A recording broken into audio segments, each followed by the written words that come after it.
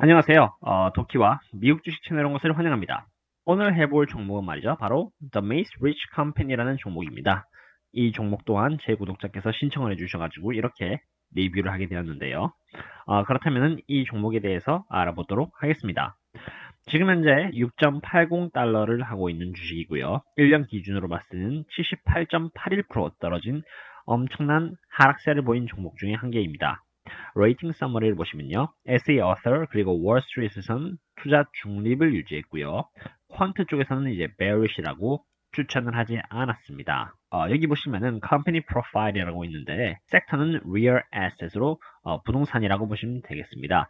어떤 회사냐? 인수를 하거나 리징, 빌려주거나 관리를 해주거나 또는 개발 및 재개발을 한다는 것인데 주로 지역의 쇼핑몰, 백화점을 기준으로 많이 한다고 보시면 됩니다. 그래서 메이스 리치 같은 경우는 현재 47개의 리지널 쇼핑몰 센터를 운영을 하고 있다고 하네요. 이것들이 어떤 것인지 한번 볼까요? 여기 메이스 리치 홈페이지에 와봤습니다. 이게 프로퍼티스 쪽에 보면요. 바로 메이스 리치가 운영하고 있는 그런 쇼핑몰들이 나옵니다. 여기 보시면은 컨트리 클럽 플라자부터 해가지고 브로드웨이 플라자, 데폴드 몰, 데저트 스카이 몰, 이스트랜드 몰, 그리고 사우스 리치 몰 되게 많네요. 그래서 이렇게 몰을 중심적으로 운영을 하면서 사업을 진행하고 있다라고 보시면 되는 것이고요.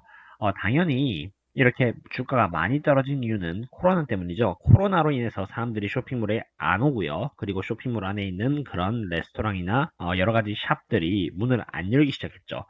그러니까 당연히 그거에 따라서 매출은 하락을 할 것이고요. 매달 받아야 되는 그런 monthly payment를 받지 못하니까 당연히 매출에도 안 좋은 영향이 났고요. 게다가 이 코로나라는 것 때문에 사람들이 이제 온라인으로 쇼핑을 하면서 직접 쇼핑몰에 가가지고 쇼핑하는 그런 투자 심리 또한 많이 악화돼가지고 메이스 리치 컴퍼니의 주가가 많이 하락한 것으로 보입니다. 그렇다면은 구체적으로 이 메이스 리치 컴퍼니가 어떻게 하락했는지, 얼마만큼 하락했는지 인컴 스테이트먼트를 보고 판단을 해보도록 하겠습니다. 인컴 스테이트먼트에 대해서 봐보도록 하겠습니다. 여기 레비뉴를 보시면 말이죠. 2019년 4분기 때는 241밀리언 달러를 기록했다가 2020년 3월 달에 226밀리언 달러, 그리고 2020년 2분기 때 179밀리언 달러로 거의 2012년을 기준으로 해서 봤을 때 최하의 레비뉴를 기록했다라고 보시면 되겠습니다. 그만큼 코로나로 인해서 사업이 직격탄을 입은 건 맞는 것 같고요. 그로스 프로핏을 보시면 그로스 프로핏 또한 그거에 맞춰서 많이 하락을 했다라고 보시면 되겠습니다. 이번에 2분기 때는 98.36밀리언 달러로 2015년 기준으로 봤을 때도 최하의 성적을 기록했다라고 보시면 되겠어요. gross profit은 참고로 revenue 빼기 cost of the revenue를 하면은 나오는 게 바로 gross profit이거든요.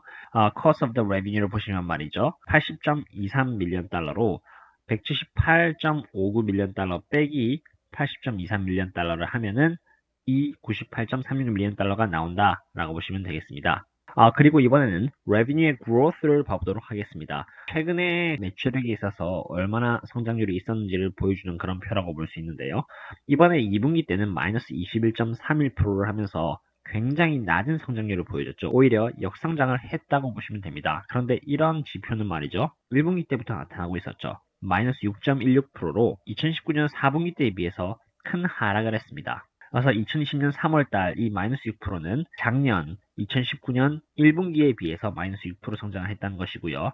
2010년 6월 30일 2분기는 작년 2분기에 비해서 마이너스 21% 성장을 했다는 것이니까요. 굉장히 큰 하락이라고 보시면 됩니다. 이번에는 제가 중요시 보는 gross margin vs profit margin을 보겠습니다. 일단 gross margin으로 보시면은 꾸준히 이 회사는 60%에서 50% 이상의 성장을 해오고 있다고 보시면 돼요. 비즈니스 포트폴리오에 있어서 꾸준히 성장을 해온 것은 굉장히 괜찮은 것 같습니다. 다만 안 좋은 점은 말이죠. 실제로 회사가 프로핏 마진에서는 역성장, 즉 적자를 봤다라고 보시면 되겠어요. 이번에 마이너스 14%를 기록을 했죠. 이 뜻은 실제로 회사에서 사업을 통해서 벌어들이는 이율이 많지만 당연히 cost of the revenue까지 포함해서 말이죠. 여러 가지 비용까지 전부 다 제외를 했을 때 프로핏 마진에서 남는 게 결국은 마이너스였다는 것이었거든요. 그러니까 회사 입장에서는 적자를 본 것이고 당연히 주가에도 그게 반영됐을 것입니다. 리치 종목에서는 약간 EPS가 좀 들어맞지 않는 그런 경향이 있습니다. 그래서 리치주를 보실 때는 Funds from Operation이라는 것을 보게 되는데 그 이유가 바로 여기 적혀 있습니다. 여기 보시면은 Traditional metrics like earning per share, EPS, and P unreliable ways to evaluate REIT. FFO and AFFO are better metrics라 적혀 있습니다. 가장 큰 이유는 말이죠. 결국은 이 depreciation이라는 부분이 리츠 종목에는 들어갑니다. 감가상각이라고 하죠. 매년마다 건물 같은 경우는 점점 낡고 헐어져 가니까 그거에 대해서 감가상각의 영향을 받습니다. 그러므로 EPS나 P 레이쇼를 통해서 그 주가를 평가하는 것은 조금 무리가 있고요. 결국은 FFO 해서 Funds from Operation이라는 지표를 통해서 평가를 하는 게 조금 더 그나마 정확하다고 볼 수 있는 것이죠. 이제 애널리스트들이 예측한 FFO 에스티메이트는 0.47이었고요. 이번에 나온 그 FF 액추얼은 0.42로 만족을 못했습니다.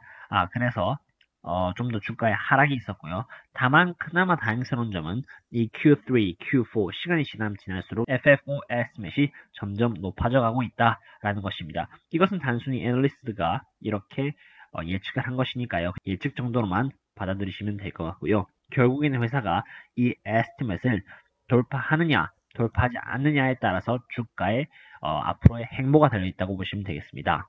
이번에는 공매도 쪽을 보겠습니다. 여기 공매도로 보시면 자그마치 short interest가 67.48%로 어마어마한 그 공매도의 비율을 차지하고 있다고 보시면 되겠습니다. 여기 보시면은 short interest is the number of the shares that have been sold short but have yet been covered or closed out. 즉 공매도를 쳤는데 아직 그 공매도를 친 주식들을 반환하지 않은 것입니다. 그러니까 지금도 계속 활발하게 공매도를 치고 있다 이런 뜻으로 받아들이시면 될 것 같고요. 이런 비율이 크면 클수록 점점 주가는 하락할 가능성이 높다라는 뜻이 되겠습니다. 한 예를 들자면은 이 아마존 같은 경우는 공매도가 약 한 0.5%밖에 안 되거든요. 그러니까 그 비율이랑 비교를 하자면은 지금 메이스리치라는 회사에 걸린 공매도는 꽤나 크다고 보시면 되겠습니다. 여기가 바로 이제 애널리스트들이 그 적는 그런 의견란이거든요. 여기 bull say 그리고 bear say가 있는데 조금 안타까운 점은 말이죠. 메이스리치를 사라고 하는 그런 애널리스트들이 여기에 존재하지가 않습니다. 다만 오로지 bear say 해가지고 이 메이스리치가 떨어질 것이라고 경고하는 그런 애널리스트들밖에 없습니다. 이 부분은 참으로 안타까운 점이고요. 그렇다면은 왜 이렇게 애널리스트들이 이 메이스리치라는 주식에 대해서 안 좋게 평가를 하고 있는지 그런 이유를 알아보는 것이 중요하겠죠? 제가 여기 온 이유는 밸런시트를 알아보기 위함인데요. 리츠 주식들의 그 밸런시트를 구하는 방법은 다음과 같습니다. 여기 보시면 total liability라고 있죠. 여기 total liability에서 cash and cash equivalent를 빼고요. 그 다음에 이 receivables 빼시면은 재무의 건전성이 나옵니다. 한번 해볼까요? 여기 보시면은 이번에 2020년 6월 30일 기준으로 total liability 총 부채는 말이죠. 6.54빌리언 달러입니다. 이게 바로 제가 평상시 때 보여주는 liability, 부채 쪽이고요. 여기 cash and cash equivalent랑 receivable 쪽이 그 asset distribution 쪽에 있는 그런 자산이라고 보시면 돼요. 이것은 지금 기업이 보유하고 있는 그런 돈이고요. 여기 receivable은 12개월 내에 거래처로부터 받을 수 있는 돈인데 이게 receivabl이라고 하면은 그 렌탈을 해준 그런 사람으로부터 받을 수 있는 돈이 되겠습니다. 일단은 보시면 말이죠. total liability가 6.54빌리언 달러이죠. 이것을 밀리언으로 바꾸면 6,540입니다. 6,540으로 하겠습니다. 그리고 이 캐시를 보시면은 507.66밀리언 달러입니다. 결국은 liability가 맞냐 아니면은 기업에서 보유하고 있는 현금이 맞냐를 알아보기 위함이기 때문에 이렇게 빼는 것입니다. 507.66을 하겠습니다. 그래서 여전히 liability가 6032 남은 셈이죠. 그리고 receivables를 보시면은 247.87이죠. 이렇게 보시면은 약 기업은 지금 이 메이스리치 기업은 5,784밀리언 달러, 즉 5.7조 정도의 부채를 갖고 있다고 보시면 됩니다. 그런데 이 5.7조라는 부채가 얼마나 안 좋은지를 보시면 말이죠. 실제로 이 기업의 주가 가치를 보시면요. 여기 마켓 캡이라고 보이시나요? 지금 현재 이 마켓 캡이 1.03빌리언 달러예요. 그러니까 기업의 그 갖고 있는 원래 가치보다 갖고 있는 부채가 곱하기 5 5배나 많다는 것입니다. 그러니까 당연히 밸런스상으로는 굉장히 안 좋다고 보는 것이 맞겠죠. 지금까지는 밸런스를 통해서 이 메이스 리치라는 회사가 얼마나 큰 부채에 시달리고 있는지 전체적으로 봤는데요. 이번에는 이 큰 부채, 5.78 빌리언 달러 정도 되는 이런 부채를 매년 얼마나 갚아야 되는지에 대해서 한번 알아보도록 하겠습니다. 여기 이렇게 보시면요. 일단 두 군데로 나눠져 있습니다. Line of Credit이라 해가지고 이것은 그냥 신용이라고 보시면 되고요.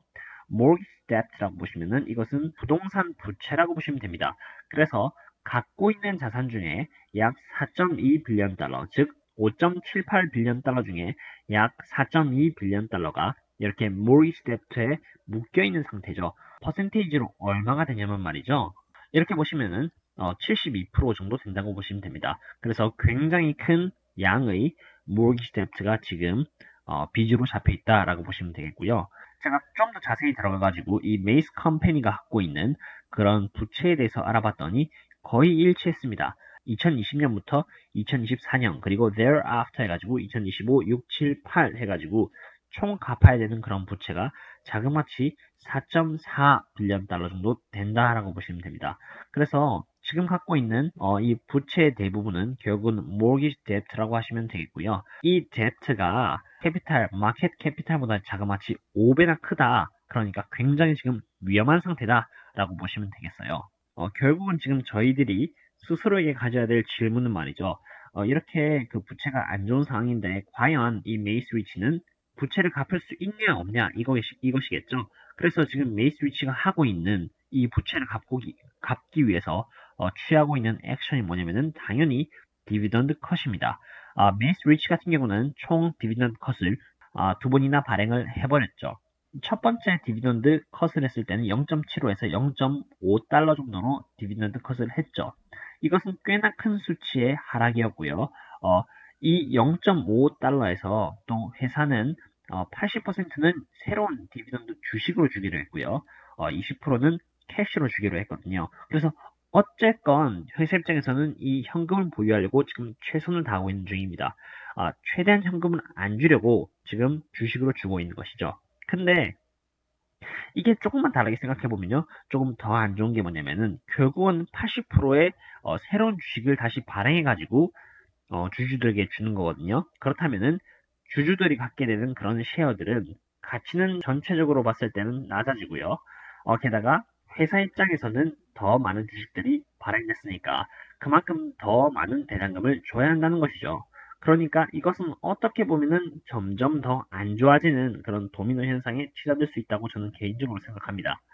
게다가 두 번째 배당 컷은 말이죠. 자그마치 0.5에서 0.15달러까지 70%나 배당 컷을 했다는 것입니다. 지금 이만큼 회사가 지금 절박한 상황에 있다라고 보시면 되겠고요. 어떻게든 이 빚을 소화해내려고 애를 쓰고 있다라고 보시면 됩니다. 여기서 볼 수 있는 이 worst 시나리오는 말이죠. 결국은 이 회사가 부채를 갚지 못하게 되면은 자신들이 갖고 있는 그런 에셋, 쇼핑몰들을 처분하는 수밖에 없거든요. 근데 이 중에서 이 부동산에서는 이 non-recourse debt라는 개념이 있습니다. 여기서 이 non-recourse debt라는 게 뭐냐면은 다시 돌아가지 않는다는 뜻입니다. 한마디로 그 특정한 돈에 대해서 담보를 잡았으면은 그게 같은 개념이라고 생각하는 것이죠. 아무리 자산이 8,000원짜리 자산이라고 해도 만원치의 담보를 받았으면은 그게 똑같다고 이제 생각하는 그런 개념이거든요. 그래서 결국에는 최악의 상황에 치닫을 때는 이제 메이스 리치는 갖고 있는 자산을 넘겨줄 수밖에 없는데 이제 그게 이제 결국은 1대1로서 성사될 것이다 라는 것이죠. 그러면 이렇게 안 좋은 상황까지 왔는데 과연 이 메이스 리치라는 회사는 언제 좋아질까 라고 생각을 해볼 수 있습니다. 안타깝게도 말이죠. 코로나가 지금 계속 심해지고 있는 상황이고요. 결국은 이 코로나가 나아지면은 사람들은 다시 쇼핑몰에 와가지고 쇼핑을 할 것입니다. 그러면 그거에 따라서 메이스 리치가 거둬들일 수 있는 수익 또한 굉장히 많아지겠고요. 한 가지 제가 우려로 하는 점은 말이죠. 사람들이 이 기사를 보시면 사람들이 2019년 때부터 이렇게 인터넷으로 쇼핑하는 것을 즐기기 시작한 것이죠. 그러니까 인터넷으로 쇼핑을 하면 좀 더 싸고 밖에 나갈 필요도 없고 하니까 사람들이 인터넷 쇼핑을 많이 하기 시작했는데 그로 인해서 2019년에 9,300개의 이런 상점들이 문을 닫았다는 것입니다. 그러니까 이게 점점 사람들의 패턴이 2019년 때부터 온라인 쇼핑을 즐기기 시작했고, 코로나로 인해서 온라인으로 쇼핑하는 것이 더 가속화됐다라고 보시면 됩니다. 그래서 제가 한 가지 우려스러운 점은 설사 이 코로나가 회복된다고 해도 회사의 상태가 전만큼 돌아올지는 좀 의문이긴 합니다. 그래서 제 생각에는 말이죠. 저라면 이 메이스위치라는 회사를 사지는 않을 것 같고요. 만약에 들어간다면은 롱텀으로 절대 투자하지 않고 짧게 기간적인 수익만 볼 것 같아요. 짧은 시세 차익만 보고 나올 것 같습니다. 코로나가 회복하는 조짐이 보이면 말이죠. 그래서 이 메이스위치라는 이 회사는 좀 조심했으면 좋겠다는 그런 당부의 말씀을 드리고 싶고, 조금이라도 도움이 되셨으면 좋겠습니다. 조금만 더 덧붙여서 말씀드리자면요. 이 메이스위치라는 종목의 부채율은 현재 마켓 캡의 5배나 됩니다. 그러니까 실제로 이 부채가 어마어마하다고 말할 수 있죠. 그래서 혹시나 갖고 있으신 분들은 조금 조심했으면 좋겠다는 그런 우려의 말씀을 드리고 싶습니다. 여기까지 이렇게 도키와 미국 주식이었고요. 다음에 혹시 제가 또 종목 분석을 하고 싶은 그런 종목이 있으시다면 언제든지 코멘트로 남겨주시면 제가 착수해 보도록 하겠습니다. 그럼 또 뵙겠습니다. See you later.